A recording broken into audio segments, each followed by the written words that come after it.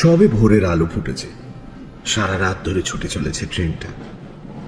3 tyre কুপেটাতে অন্য সহযাত্রীরা কম্বল মুড়ি দিয়ে এখনো শুয়ে আছে। নীলাভর অবশ্য ঘুম ভেঙে গেছে অনেক আগে। নামতে হবে তাকে। জানলার বাইরে তাকিয়েছিল নীলাভ। ভোরের আলো ধীরে ধীরে ছড়িয়ে পড়ছে বাইরের পৃথিবীতে। যতদূর চোখ যায় ফাঁকা জমি, মাঝে মাঝে চোখে পড়ছে ছোট ছোট টিলা, কোথাও কোথাও একলা দাঁড়িয়ে থাকা কোনো গাছ। এই ট্রেন মধুপুর যাবে। নীলাভ অবশ্য মধুপুর যাবে না, তার আগে একটা ছোট হল্ট স্টেশনে নামবে। কর্ড লাইন ধরে একটু ঘুরপথে মধুপুর যায় এই ট্রেন। এই লাইনেই সেই হল্ট স্টেশনটা। যে জায়গাতে নীলাভ যাচ্ছে সেই জায়গাতে এর আগে সে কোনোদিন যায়নি। হয়তো কোনোদিন যেতও না, যদি না সেদিন পরিতোষের কাছ থেকে ব্যাপারটা শুনত। নীলাভ একজন ইলাস্ট্রেটর, ছবি আঁকিয়ে বিভিন্ন বই পত্রপত্রিকায় ছবি আঁকার কাজ করে। ফি হপ্তায় প্রতি শনিবার বইপাড়া অর্থাৎ কলেজ স্ট্রিটে এক প্রকাশকের ঘরে নীলাভ পরিতোষের মতো কয়েকজন ছবি আঁকিয়ে আড্ডা জমায়। সেখানেই মাসখানেক আগে আড্ডার মধ্যে হঠাৎই পরিতোষ বলেছিল, কদিন আগে মধুপুর গিয়েছিলাম একটা আর্ট এক্সিবিশনে। ফেরার পথে সিগন্যাল না পেয়ে শিমুলপুরের নামে একটা ছোট হল স্টেশনে গাড়ি থেমেছিল। ট্রেনে মধুপুরের এক বাঙালি ভদ্রলোকের সঙ্গে পরিচয় হয়েছিল। তার সঙ্গে প্ল্যাটফর্মে চা খেতে নেমেছিলাম। আমি যে একজন ইলাস্ট্রেটর সে পরিচয় দিয়েছিলাম ভদ্রলোককে। চা খেতে খেতে সেই ভদ্রলোক দূরে একটা বাড়ি দেখিয়ে বললেন, আপনি তো ইলাস্ট্রেটর, ওই যে দূরে বাড়িটা দেখছেন ওই বাড়িটাতে একটা ইলাস্ট্রেটর থাকতেন। কলকাতার নানা বড় বড় কাগজে বইপত্রে ছবি আঁকতেন ভদ্রলোক। অবধূত চাকি নাম ছিল ভদ্রলোকের। এই কথা বলার পর পরিতোষ বলেছিল, তুমি নিশ্চয়ই অবধূত চাকির নাম শুনেছ, কাজও দেখেছ। আমরা যখন ছোট ছিলাম 20-25 বছর আগে প্রায় সব কাগজেই, বিশেষত শিশু কিশোর পত্রিকায় ওর ইলাস্ট্রেশন থাকতো। যদিও ওই অবধূত চাকি নামটা নাকি আসলে ছিল ছদ্মনাম, আসল নাম জানা নেই। পরিতোষের কথা শুনে নীলাভ প্রায় লাফিয়ে উঠে বলেছিল, দেখবো না কেন, বলতে গেলে ওর কাছ থেকেই তো আমার মনে ছবি আঁকার ইচ্ছেটা জাগে। পেন ড্রয়িং করতেন, কি বলিষ্ঠ কলমের আঁচড় ছিল।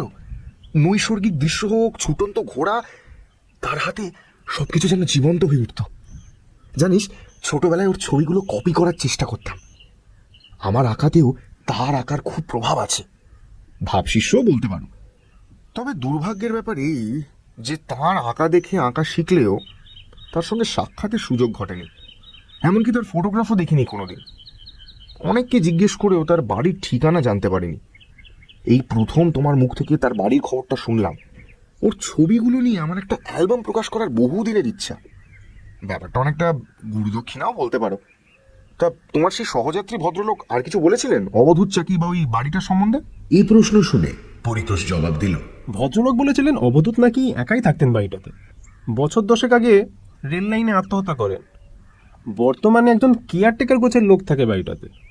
তুমি তো মাঝে মাঝে একা একা এদিক সেদিক বেরিয়ে পড়ো, একবার গিয়ে দেখে আসতে পারো বাড়িটা। ভদ্রলোককে আর দেখার সুযোগ না পেলেও তার কোনো ইলাস্ট্রেশন বা ফটোগ্রাফ পেয়ে যেতে পারো। ভবিষ্যতে সেসব জিনিস তোমার কাজে আসতে পারে।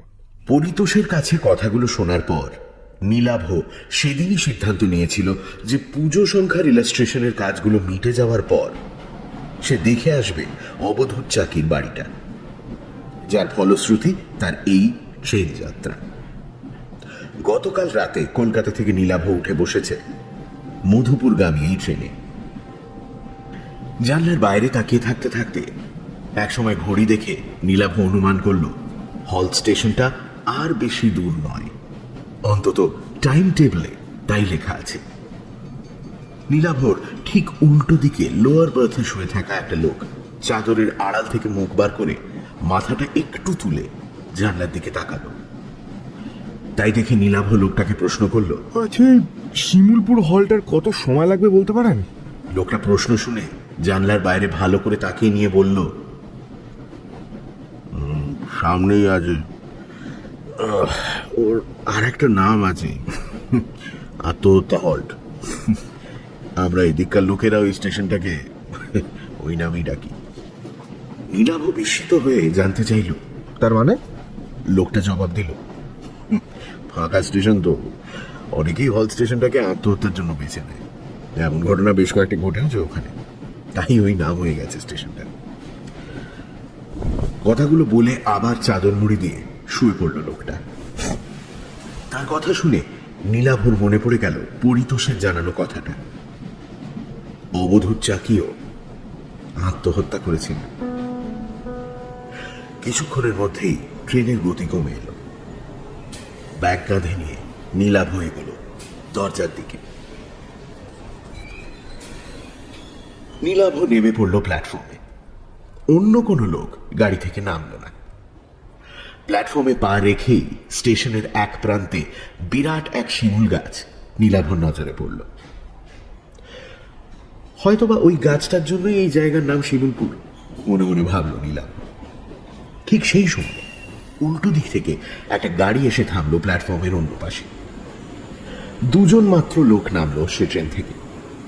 ভোরবেলা সারাদিনে একবার মাত্র একই সময় আপ ডাউন দুটো গাড়ি একই সময় ওখানে এসে থামে। বেশ কয়েক জোড়া এক্সপ্রেস ট্রেন এই লাইনে চললেও তারা এখানে থামে না। দুটো ট্রেনে আধ মিনিটের জন্য প্ল্যাটফর্মে থেমে পরপর বিসল বাজিয়ে প্ল্যাটফর্ম ছেড়ে চলে গেল। ফিরতি ট্রেনটা পরদিন এ সময় এখান থেকেই ধরবে নীলাভ। আজ রাতে মাথা গোঁজার মতো একটা আস্তানা খোঁজার দরকার নীলাভর। অন্য ট্রেন থেকে যে দুজন লোক নামলো তাদের দেখে নীলাভর স্থানীয় মানুষ বলেই মনে হচ্ছে। নিজেদের মধ্যে কথা বলতে বলতে নীলাভর দিকেই আসছিল তারা। নীলাভ তাদের উদ্দেশ্যে বলল, আচ্ছা, এখানে কাছাকাছি কি থাকার জন্য কোনো হোটেল বা ধর্মশালা কিছু আছে? প্রশ্ন শুনে একজন মৃদু থমকে দাঁড়িয়ে জবাব দিলেন, না, এখানে কোনো হোটেল ফোটেল হবে না। তারপর নীলাভর প্রতি কোনো আগ্রহ না দেখিয়ে নিজেদের মধ্যে কথা বলতে বলতে এগিয়ে গেলেন। কিছুক্ষণের মধ্যেই প্ল্যাটফর্মে একলা দাঁড়িয়ে রইল নীলাভ। একজনও লোক নেই প্ল্যাটফর্মে বা তার বাইরে, এমনকি কোনো চেকার বা রেল কর্মচারীও নয়। টিকিট কাউন্টারের মতো একটা ঘর আছে বটে, তবে সেটা বাইরে থেকে তালা বন্ধ। ভালো করে প্ল্যাটফর্মে বাইরে তাকাতেই বেশ কিছুটা দূরে একটা বাড়ি চোখে পড়ল তার। সামনেই দুর্গাপুজো। রেল লাইনের গায়ে আর দুপাশে জায়গায় জায়গায় কাশফুলের ঝাড়। তার মধ্যে দিয়ে একটা পায়ে চলা পথ এগিয়ে গেছে বাড়িটার দিকে। আরো একটা শিমুল গাছ আছে সেদিকে। নিশ্চয়ই ওই বাড়িটা অবধূত চাকিরই হবে, কারণ পরিতোষও প্ল্যাটফর্মে দাঁড়িয়ে বাড়িটা দেখতে পেয়েছিল। ও বাড়িটা ছাড়া অন্য কোনো ঘর বাড়িও চোখে পড়ছে না। তাহলে আগে ওখানেই যাওয়া হোক। এ কথা ভেবে নিয়ে নীলাভ প্ল্যাটফর্মের ঢাল বেয়ে নেমে বাড়িটার দিকে যাবার পথ ধরল। বেশ কয়েকটা বাঁক নিয়ে পায়ে চলা পথটা বাড়িটার দিকে গেছে। কিছুটা এগোবার পরে একটা ছোট নালা চোখে পড়ল একটা বাঁক পেরিয়ে। তীর তীর করে জল বইছে তাতে। মাত্র হাত দশেক চওড়া হবে সেটা। বাঁশের একটা সাঁকো রয়েছে তার উপর দিয়ে। একদিক থেকে এসে অন্যদিকে কাশের বনের আড়ালে হারিয়ে গেছে সেটা। আরো কিছুটা এগিয়ে অন্য একটা বাঁকের মুখে শিমুল গাছের কাছে উপস্থিত হলো নীলাভ। সেখান থেকে বাড়িটা খুব কাছে। নীলাভ বাড়িটার দিকে তাকিয়ে বুঝতে পারল সেটা আসলে বাড়ির পেছন দিক। পথটা গিয়ে বাড়িটার সামনে দুভাগে ভাগ হয়েছে। একটা পথ গিয়ে থেমেছে বাড়ির পেছনে একটা দরজার সামনে।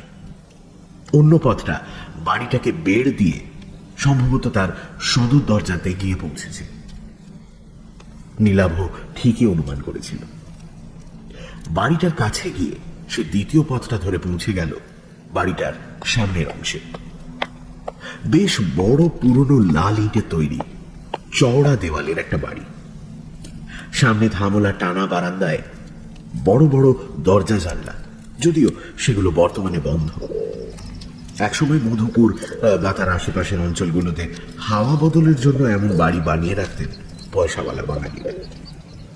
হয়তো বা তেমনই কেউ 70 বা 100 বছর আগে বানিয়েছিল ওই বাড়িটা।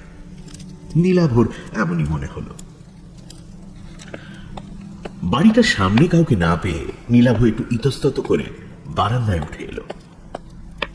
টানা বারান্দার একপাশে বেশ কয়েকটা তালা বন্ধ ঘর, মাথার উপর কড়িবর্গা থেকে পায়রার ডাক শোনা যাচ্ছে। বারান্দায় উঠেও কাউকে না দেখতে পেয়ে নীলাভ হাঁক দিল, বলছি বাড়িতে কেউ আছেন? আমি কলকাতা থেকে এসেছি, কেউ আছেন? বার কয়েক হাঁক দেবার পর বারান্দার শেষ প্রান্তের একটা দরজা খুলে গেল। একটা লোক সেই ঘর থেকে বেরিয়ে ধীর পায়ে এসে দাঁড়ালো নীলাভর সামনে। বছর 50 হবে লোকটা, মাঝারি গড়ন, মাথায় কদম ছাড় চুল, পরনে ধুতি আর ভতুয়া, খালি পা। লোকটা সম্ভবত স্থানীয় দেহাতি মানুষ হবে। নীলাভকে দেখে মৃদু বিস্মিত ভাবে সে প্রশ্ন করল, কি চাই? প্রশ্নটা কিন্তু সে বাংলাতেই করল। নীলাভ জবাব দিল, নমস্কার, আমি কলকাতা থেকে আসছি। আচ্ছা, এটাই কি অবধূত চাকির বাড়ি, যিনি ছবি আঁকতেন? লোকটা উত্তর দিল। হ্যাঁ, উনারই বাড়ি, তবে উনি তো নেই। নীলাভ বলল, হ্যাঁ সেটা জানি, কিন্তু আপনি? আমার নাম মিছরিলাল। এক সময় বাবু মানে আপনাদের অবধূত চাকির দেখাশোনা করতাম। উনি মারা যাওয়ার পরে বাড়িটা দেখাশোনা করি। বাবু তো বিয়ে করেননি, মরার আগে আমার নামে বাড়িটা কাগজ দিয়ে গেছিলেন। নীলাভ বলল, আচ্ছা, তবে আপনি এখন এ বাড়ির মালিক, এ বাড়িতেই থাকেন? তা বলতে পারেন, তবে আমি রাতে এখানে থাকি না। 2 মাইল দূরে আমার গাঁও, ওখানে থাকি। আপনি কেন এখানে এসেছেন বলুন তো? আসলে আমি ওর আঁকার খুব ভক্ত, ছেলেবেলা থেকেই ওর আঁকা দেখে ছবি আঁকা শিখেছি, আর এখানে ওর বাড়ি আছে জেনে ছুটে এসেছি। এই বাড়িটা বলতে গেলে আমার কাছে তীর্থস্থানের মতো। আপনি ছবি আঁকেন? কথাটা বলার পর কেমন যেন একটা দুর্বোধ্য হাসি ফুটে উঠল লোকটার মুখে। নীলাভ বলল, আচ্ছা, এই বাড়িতে নিশ্চয়ই ওর আঁকা ছবি আছে, আমাকে দেখাবেন সেগুলো?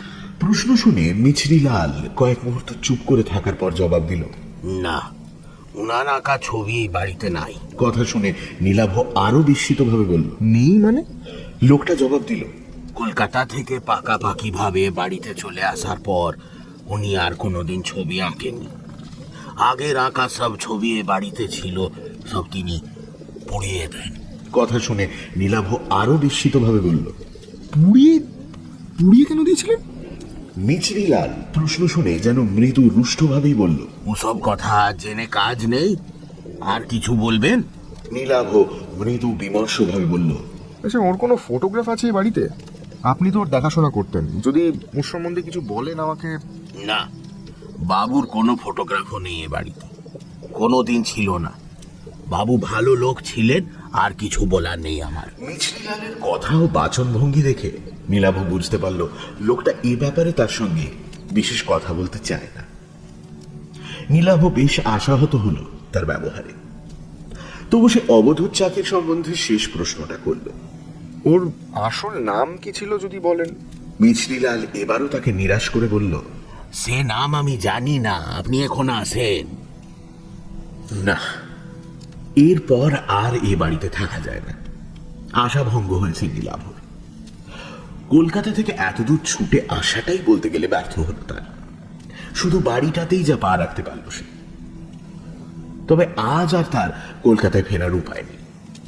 রাতে মাথা গোঁজার জন্য একটা আস্তানা দরকার। তাই সে লোকটাকে বলল, আচ্ছা, এখানে কোনো হোটেল, ধর্মশালা বা মাথা গোঁজার জন্য কোনো ঘর ভাড়া পাওয়া যাবে? কাল ভোরের আগে তো আমার ট্রেন নেই। এই বাড়িটা দেখার জন্য আর অবধূত চাকির সম্বন্ধে জানার জন্যই কলকাতা থেকে ছুটে এসেছিলাম। এই জায়গা বা এখানে কাউকেই চিনি না আমি। লোকটা বলল, না, এখানে কোনো হোটেল বা ধর্মশালা নেই। আমি যেখানে থাকি ও গাঁও এখান থেকে 3 মাইল দূরে, ওখানে কেউ ঘর ভাড়া দেয় না। প্ল্যাটফর্মে চলে যান, ভাগ্য ভালো থাকলে সিগন্যাল না পেয়ে কোনো গাড়ি থামলে সে গাড়িতে উঠে মধুপুর চলে যান, নইলে কাল ভোরের ট্রেনের জন্য অপেক্ষা করতে হবে। কিন্তু এভাবে কি ভাগ্যের জন্য অপেক্ষা করে প্ল্যাটফর্মে বসে থাকা যায় নাকি? মহা সমস্যায় পড়ল নীলাভ। হঠাৎ তার মাথায় একটা বুদ্ধি খেলে গেল। সে মিছরিলালকে বলল, আচ্ছা, এই বাড়িতে একটা ঘরে থাকা যায় না? খাট বিছানার দরকার নেই, রাত কাটানোর জন্য একটা ঘর পেলেই আমার হবে। না না না, ও সব হবে না। নীলাভ পকেট থেকে চট করে দুটো 100 টাকার নোট বার করে বলল, দেখো না, যদি কিছু ব্যবস্থা করা যায়। একটা রাতের তো ব্যাপার মাত্র। আমাকে দেখে নিশ্চয়ই তোমার চোর টাকা মনে হচ্ছে না? নীলাভর বাড়িয়ে দেওয়া 100 টাকার নোট দুটোর দিকে তাকিয়ে ধীরে ধীরে মিছরিলালের মুখের ভাব যেন নরম হয়ে এলো। সে বলল, না, চোর ডাকাত মনে হচ্ছে না। তাছাড়া এ বাড়িতে চুরি ডাকাতি করার মতো কিছু নাই। শেষ সময় বাবুর আমদানি ছিল না, বাড়ির জিনিসপত্র বেচেই তিনি খেতেন। কিন্তু আমি তো বিকেল হলেই ফিরে যাব, আপনি একেলে বাড়িতে। যদি তার মনের ভাব আবার কঠিন হয়ে যায়, তাই মিছরিলালকে আর কথা শেষ করতে না দিয়ে নোট দুটো তার হাতে গুঁজে দিয়ে নীলাভ বলল, না না, একলা থাকতে আমার কোনো অসুবিধা হবে না। কোন ঘরে থাকবো? মিছরিলাল একটু দোনামোনা করে শেষ পর্যন্ত বলল, ঠিক আছে, আসুন। আমি যে ঘরে থাকি সেই ঘরেই থাকবেন। বারান্দা দিয়ে একটু এগিয়ে নীলাভকে নিয়ে একটা ঘরে ঢুকলো মিছরিলাল। আসবাব বলতে ঘরের মাঝখানে একটা তক্তপোষ রাখা আছে, আর ঘরের কোণে রাখা আছে একটা কুঁজো আর গ্লাস। খোলা জানলা দিয়ে বাইরের জমিতে কাশবন দেখা যাচ্ছে। নীলাভর ব্যাগে চাদর, মোমবাতি, বেশ কয়েকটা বিস্কুটের প্যাকেট রয়েছে। একটা রাত নীলাভর এখানে থাকতে বিশেষ সমস্যা হবে না। মিছরিলাল তাকে ঢুকিয়ে ঘরের বাইরে বেরিয়ে গেল। বিকেল পর্যন্ত সময়ের কিছুটা সময় ঘুমিয়ে আর কিছুটা সময় একটা গল্পের বই পড়ে কাটিয়ে দিল নীলাভ। বিকেল বেলা সূর্যের তেজ কমলে নীলাভর মনে হলো বাইরে থেকে একবার ঘুরে আসা যাক। ঘরের বাইরে বারান্দায় বেরোতেই নীলাভ দেখতে পেল মিছরিলাল দাঁড়িয়ে আছে। নীলাভকে দেখে বলল, আমি এখন ফিরে যাব। বারান্দা থেকে একসঙ্গেই বাড়ির বাইরে নেমে এলো তারা দুজনে। মিছরিলাল অন্যদিকে চলে যেতে গিয়েও একটু থমকে দাঁড়িয়ে প্রথমে বলল, अंधेरा होने के पहले लौट आइएगा, রাতে ঘরের বাইরে বেরোবেন না। কেন? এখানে চোর ডাকাতের উপদ্রব আছে নাকি? नहीं वो नहीं, पर তবে কি ভূত প্রেতের ভয়? আমার কিন্তু ওসবে একদম বিশ্বাস নেই। কথাটা শুনে কয়েক মুহূর্ত নীলাভর দিকে তাকিয়ে রইল মিছরিলাল। তারপর ধীরে ধীরে এগোলো তার গ্রামে ফেরার জন্য। নীলাভ এগোলো তার উল্টো দিকে, যেদিকে রেল স্টেশন আছে সেই দিকে, যদি কোনো লোকজনের দেখা মেলে সেই আশায়। প্ল্যাটফর্মে উঠে এলো নীলাভ, কিন্তু একই রকম জনশূন্য রেল স্টেশন, একটা লোকও নেই কোথাও। তবে দিন শেষের আলোতে বেশ সুন্দর লাগছে চারপাশ। দিগন্ত বিস্তৃত কাশের বন রাঙা হয়ে উঠেছে বিদায়ী সূর্যের আভাতে। মৃদু বাতাসে তাদের মাথাগুলো দুলছে। রেল লাইনের মাথার উপর বিদ্যুতের তারে দোল খাচ্ছে ফিঙের ঝাঁক। এঁকে বেঁকে একসময় ছোট হতে হতে হারিয়ে গেছে দুপাশে রেল লাইন। নির্জন প্ল্যাটফর্মে একটা বেঞ্চে এসে বসলো নীলাভ। তার মনে হলো হয়তোবা এরকম বিকেলে এখানেই বসেছিলেন অবধূত। এখানে বসেই হয়তো তিনি তার ছবির কথা ভাবতেন। বাড়িটাতে তার কোনো ছবি না পেলেও বাড়িটা তো দেখা হলো নীলাভর, সেটাই বা কম কি। পরদিন ভোরে বাড়িটা ছাড়ার সময় মোবাইল ফোনের ক্যামেরায় বাড়িটার একটা ছবি তুলে রাখতে হবে। মনে মনে নানা কথা ভাবতে লাগলো নীলাভ। বেশ কিছুক্ষণ বেঞ্চে বসে থাকার পর নীলাভ খেয়াল করলো সূর্য প্রায় ডুবে গেছে, আলো মরে যেতে শুরু করেছে। এবার ফিরতে হবে তাকে। বেঞ্চ থেকে উঠে দাঁড়িয়ে ফেরার জন্য পা বাড়াতে যাচ্ছে নীলাভ, ঠিক সেই সময় তার চোখে পড়ল প্ল্যাটফর্মে যেদিকে শিমুল গাছটা আছে সেদিক থেকে প্ল্যাটফর্মে উঠে আসছে একজন লোক। লোকটা এগিয়ে এসে নীলাভর সামনে থমকে দাঁড়ালো।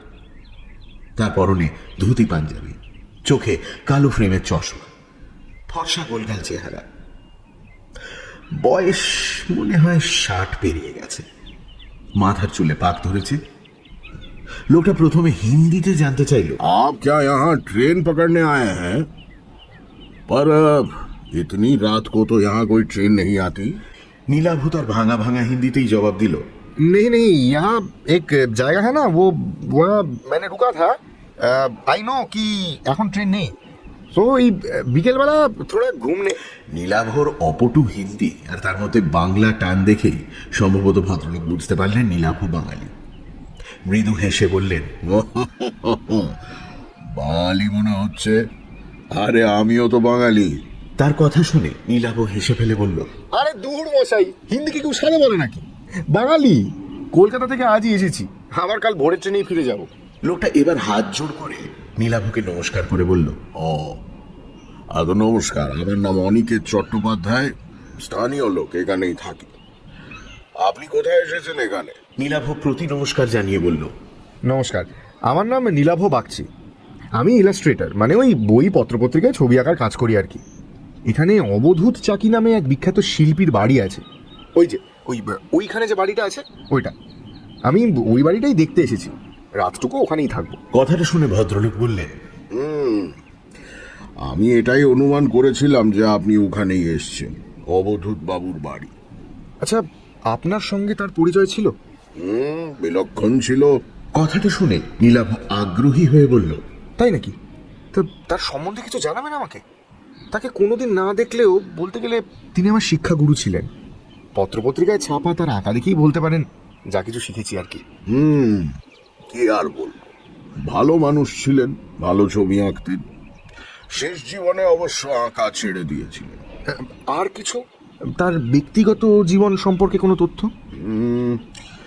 শেষ জীবনে অবসাদে ভুগছিলেন, আত্মহত্যা করেন। তবে মৃত মানুষের ব্যক্তিগত জীবন নিয়ে আমি আলোচনা করি না।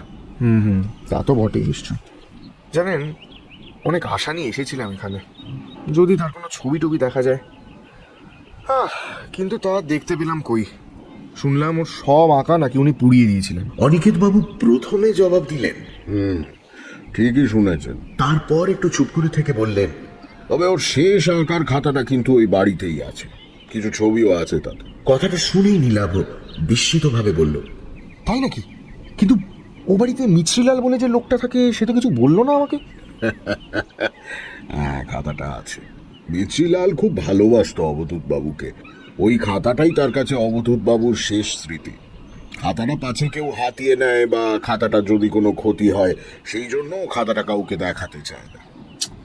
ইস, ছবিগুলো যদি একবার দেখা যেত। ভদ্রলোক কয়েক মুহূর্ত স্থির দৃষ্টিতে নীলাভর দিকে তাকিয়ে থেকে বললেন, আপনি ছবির খাতাটা সত্যি দেখতে চান? তাহলে সে ব্যবস্থা আমি করতে পারি। নীলাভ বলে উঠল, হ্যাঁ, অবশ্যই দেখতে চাই। আপনি ব্যবস্থা করবেন? তার আঁকা দেখার জন্য যখন আপনি এত দূর ছুটে এসেছেন, তখন সে সাহায্য আমি না হয় করব। ও বাড়ির কোন ঘরে কোথায় খাতাটা রাখা আছে আমি জানি। আপনি বাড়ি ফিরে যান, রাতে আমি ওই বাড়ি যাচ্ছি, জেগে থাকবেন। আমি যে কিভাবে আপনাকে ধন্যবাদ জানাবো আমি ঠিক। কথাটা শুনে ভদ্রলোক হেসে বললেন, আগে ছবিগুলো দেখুন, তারপর ধন্যবাদ দেবেন। আমি এখন আসি, রাতে দেখা হচ্ছে। হ্যাঁ, গুড নাইট। এই বলে ভদ্রলোক প্ল্যাটফর্মের অন্য দিকে হাঁটতে শুরু করলেন। সন্ধে নামতে শুরু করেছে। নীলাভ এবার প্ল্যাটফর্ম ছেড়ে এগোলো বাড়িটাতে ফেরার জন্য। সে যখন ঘরটাতে ফিরে এলো, ঠিক তখন বাইরে ঝুপ করে অন্ধকার নামল।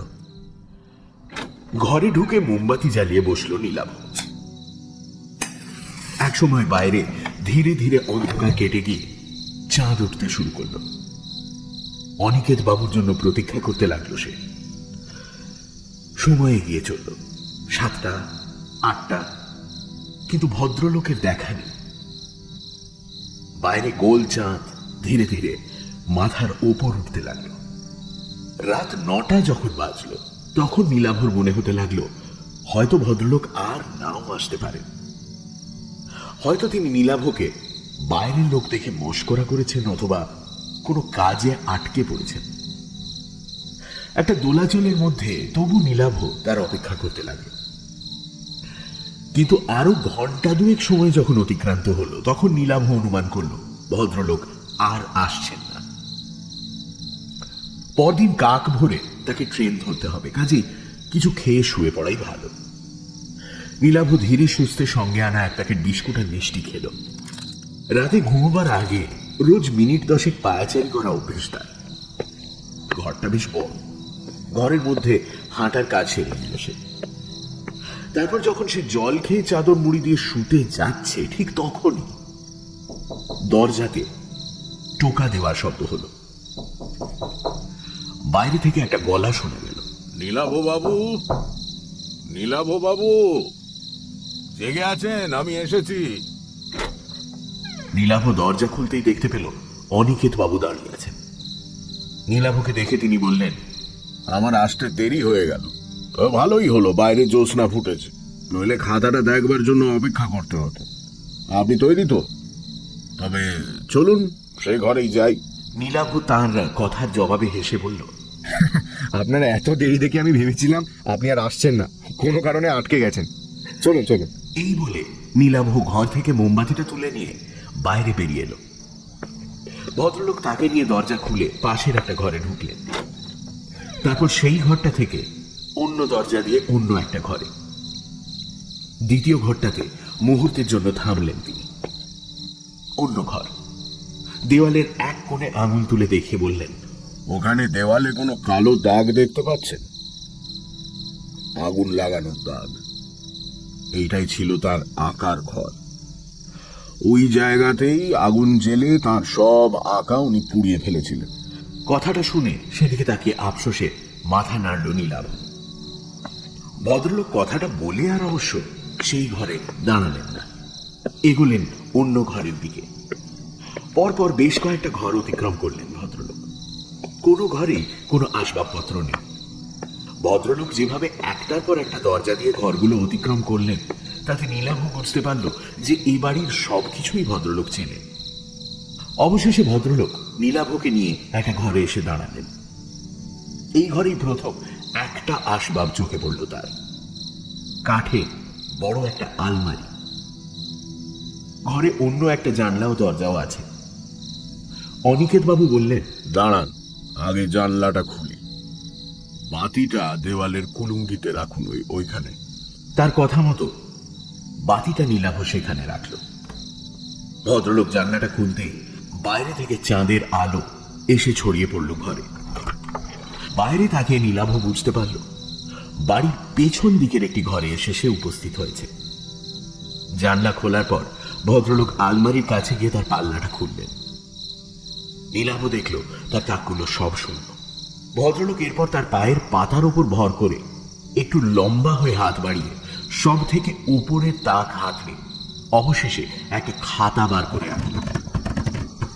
খাতাটার আকৃতি দেখেই অনিকেত বুঝতে পারল যে সেটা একটা ড্রয়িং বুক বা আঁকার খাতা। নিশ্চয়ই ওটা অবধূত চাকির আঁকার খাতা। খাতাটার মলাটের উপর থেকে ধুলো ঝেড়ে সেটা নিয়ে জানলার সামনে গিয়ে দাঁড়ালেন অনিকেত বাবু। নীলাভ তার পাশে গিয়ে দাঁড়ালো।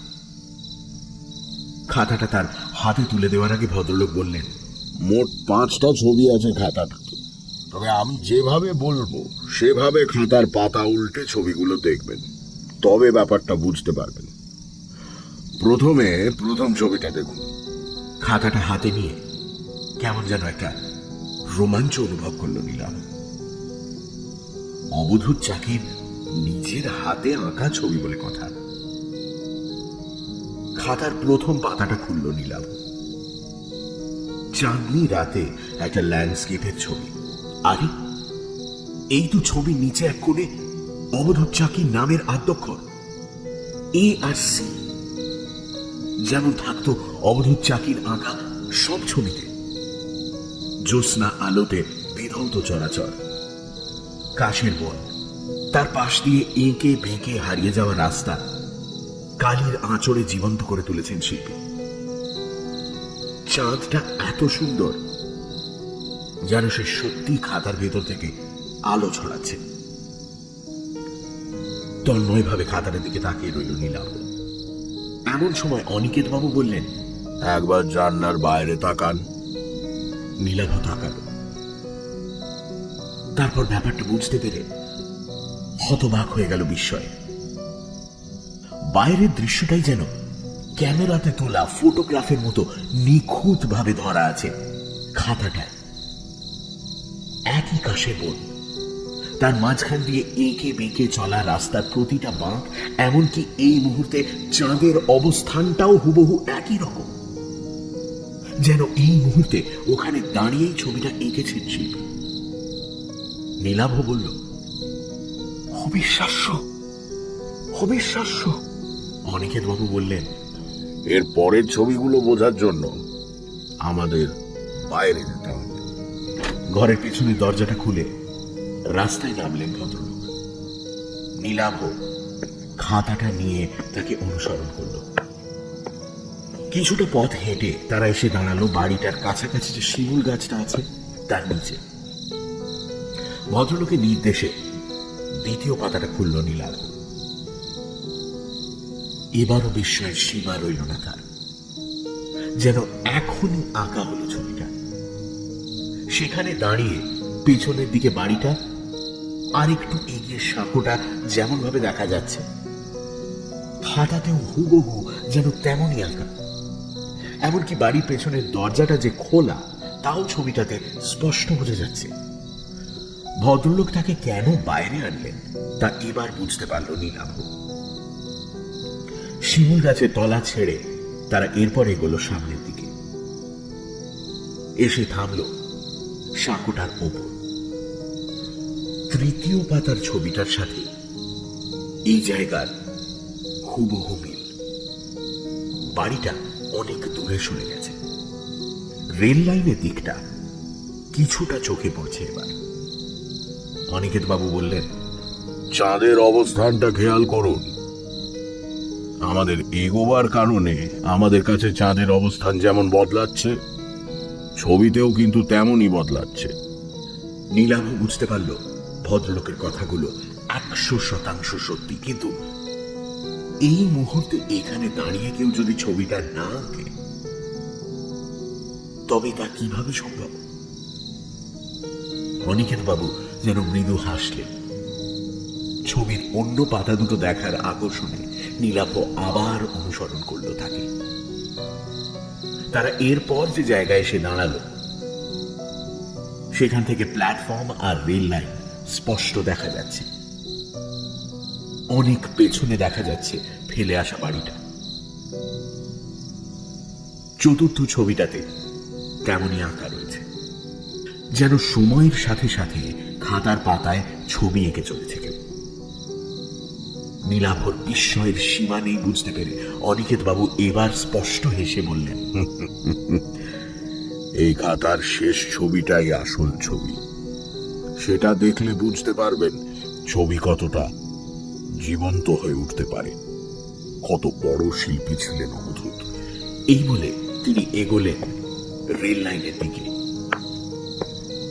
শেষ ছবিটা দেখার অমোঘ আকর্ষণে মন্ত্রমুগ্ধের মতো তার পেছনে হাঁটতে লাগলো নীলাভ। রেল লাইনে উঠে এলো তারা।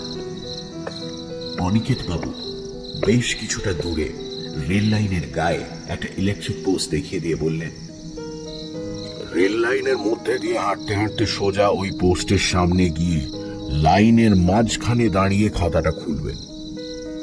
তিনি যে কত বড় শিল্পী ছিলেন তবে তা বুঝতে পারবেন। আর এই শিল্পীকেই একসময় অন্যের ছবি চুরি করার, কপি করার জন্য অপমান করেছিল একদল লোক।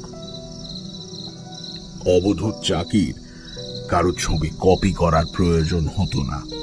নীলাভ বিস্মিত হয়ে ভদ্রলোকের শেষ কথাগুলো শুনল। এরপর তিনি বললেন, যান, ওই জায়গাতে গিয়ে শেষ ছবিটা দেখে আসুন। রেল লাইনের পাথরের ওপর দিয়ে আমার হাঁটতে অসুবিধা হয়, নইলে সঙ্গে যেতাম। নীলাভ একটা তীব্র আকর্ষণ অনুভব করছে শেষ ছবিটা দেখার জন্য। মিছরি লালের হাত। মিছরি লাল দাঁড়িয়ে আছে তার পাশে। মৃত্যুর মুখ থেকে সদ্য ফিরে আসা নীলাভ হতভম্ব। নীলাভদের সামনে দিয়ে ট্রেনটা দ্রুত গতিতে সরে যাবার পরে সে দেখতে পেল লাইনের ওপাশে দাঁড়িয়ে আছেন অনিকেত বাবু। নীলাভকে জীবন্ত দেখে তার চোখে মুখে যেন ফুটে উঠেছে বিস্ময় মিশ্রিত ঘৃণার ভাব। রেল লাইনের পাশেই পড়েছিল আঁকার খাতাটা। মিছরিলাল সেটা মাটি থেকে কুড়িয়ে নিতেই রেল লাইনের ওপাশ থেকে ভদ্রলোক বললেন, মিছরিলাল, খাতাটা আমায় ফেরত দাও। মিছরিলাল জবাব দিল, না, এ খাতা আমি দিব না বাবু। প্রতিশোধ নেওয়া তো অনেক হলো, এ কাজ আমি করতে দিব না আপনাকে।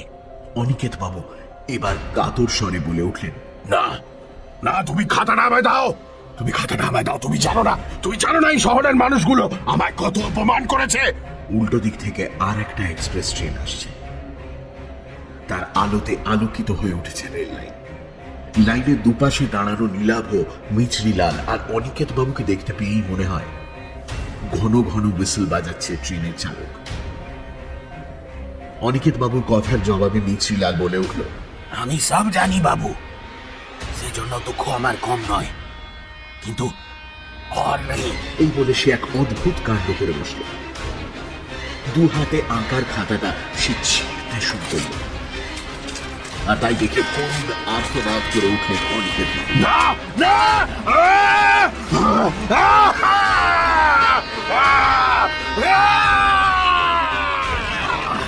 তারপর রেল লাইনে উঠে পাগলের মতো ছুটতে শুরু করলেন দানবের মতো ছুটে আসা ট্রেনটার দিকে।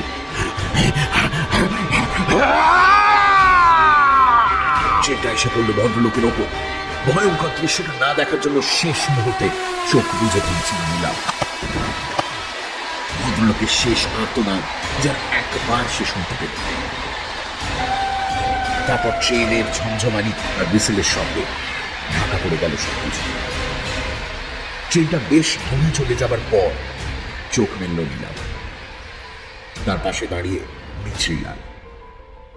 তাদের চারপাশে ছড়িয়ে আছে ছেঁড়া খাতার টুকরোগুলো।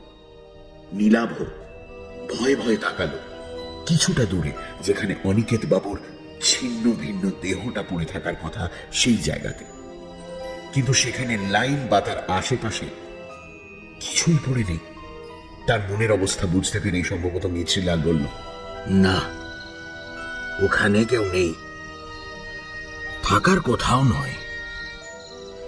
তবে ঠিক ওই জায়গাতেই বাবু একদিন আত্মহত্যা করেছিলেন।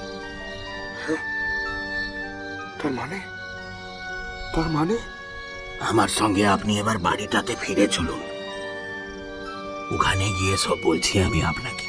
নীলাভর মাথার ভেতর যেন সব তালগোল পাকিয়ে যাচ্ছে। মিছরিলালের পেছনে টলতে টলতে সেগুলো বাড়িটার দিকে। বাড়ি ফিরে সেই পেছনের ঘরটাতেই বসলো তারা। বড় মোমবাতিটা তখনও জ্বলছে। ঘরটাতে ঢুকে ধাতস্থ হতে বেশ অনেকটা সময় নিল নীলাভ। মিছরিলাল বাড়ির ভেতরে কোথা থেকে যেন জল এনে খাওয়ালো নীলাভকে। মোমবাতির আলোতে বিষণ্ণ মিছরিলালের মুখ। একসময় সে বলতে লাগলো তার কথা, টুকরো টুকরো কথা, দীর্ঘক্ষণ থেমে থেমে। আপনি তো জানেন বাবু বড় শিল্পী ছিলেন, ওনার খ্যাতি ছড়িয়ে পড়েছিল চারপাশে, কিন্তু ও খ্যাতি ওনার কাল হল। একদল শিল্পী বাবু সে জ্বলতে থে।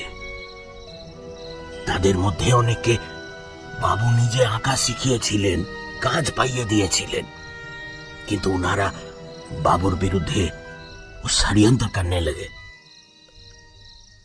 বাবু একবার একটা ছবি এঁকেছিলেন, তারা প্রচার করলো সেটা নাকি এক বিখ্যাত শিল্পীর ছবি থেকে চুরি করে আঁকা। বাবু সে শিল্পীর ছবি কোনোদিন দেখেনি, पर कोई कारण से দুটো ছবির মধ্যে একটু মিল ছিল, কিন্তু বাবুর কথা কেউ বিশ্বাস করলো না। কোনো अखबारे নাকি লেখা হলো বাবু চুরি করে ছবি আঁকেন। লজ্জায়, अपमाने, ঘৃণায় বাবু ছবি আঁকা ছেড়ে দিলেন, নিজের সব ছবি পুড়িয়ে দিলেন। আর তার মধ্যে প্রচন্ড একটা আক্রোশ তৈরি হলো শহরের মানুষের বিরুদ্ধে, বিশেষ করে যারা ছবি আঁকেন তাদের বিরুদ্ধে। আত্মহত্যা করার আগে শেষ ওই খাতাটায় ছবি এঁকেছিলেন। আমাকে বলেছিলেন আমি কত বড় শিল্পী ছিলাম, তাই খাতাটা ও ভবিষ্যতে বুঝিয়ে দিবে। এই বলে বাবু চলে গেলেন।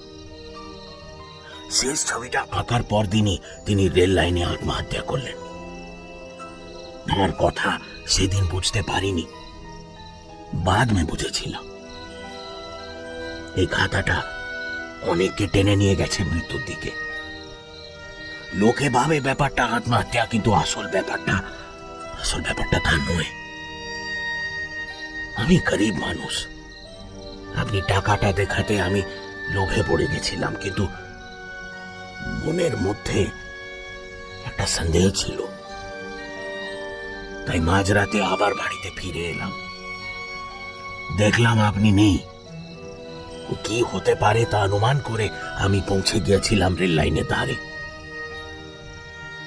अगर मैं आज वहां ना होता तो তবে তবে ওই অনিকেত বাবু। উনি বাবু।